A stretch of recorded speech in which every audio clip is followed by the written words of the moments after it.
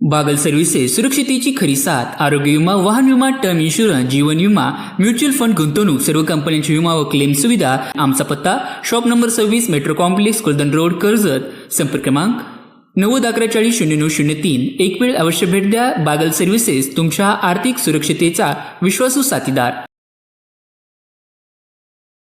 या ठिकाणी काहीतरी काळबेर करून या ठिकाणी ही ट्रस्ट केलेलं आहे. ही ट्रस्ट रद्द झालाच पाहिजे या मागणीसाठी गावकरी जमलेत.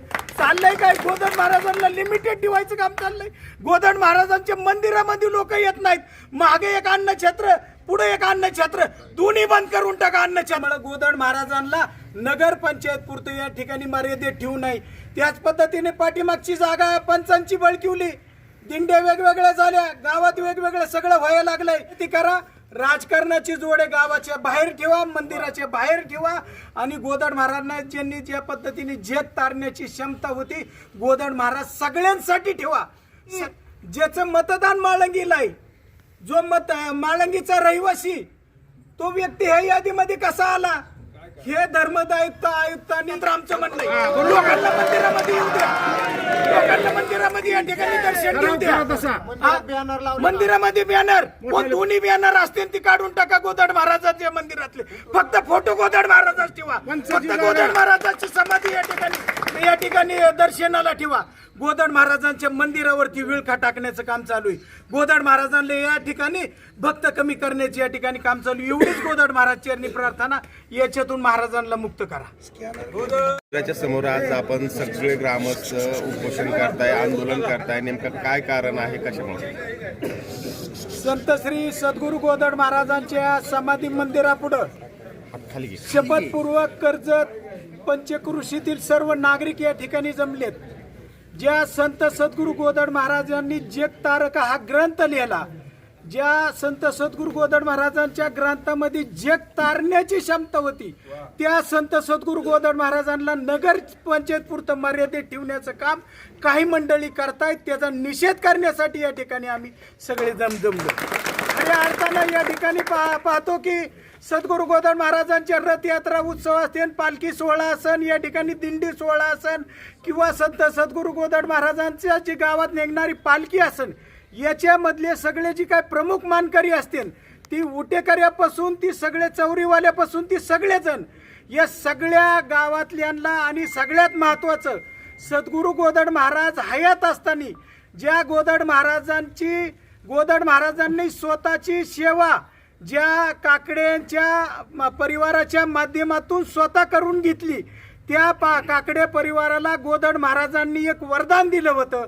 गोदड महाराजांनी त्यांना एक आशीर्वाद दिला होता की तुम्ही आमची सेवा केलेली आहे, आणि त्या सेवेच्या बदल्यामध्ये आयुष्यभर तुम्ही माझी सेवा करता म्हणून हे शपथपुत्र बक्षीस पत्र या ठिकाणी जागेचं दिलं होतं. त्या पुजाऱ्यांना सुद्धा मंदिराच्या बाहेर काढण्याचं काम खऱ्या अर्थाने या ठिकाणी होतंय. गोदड महाराज नगर पंचायत पुरते मर्यादित नाहीत.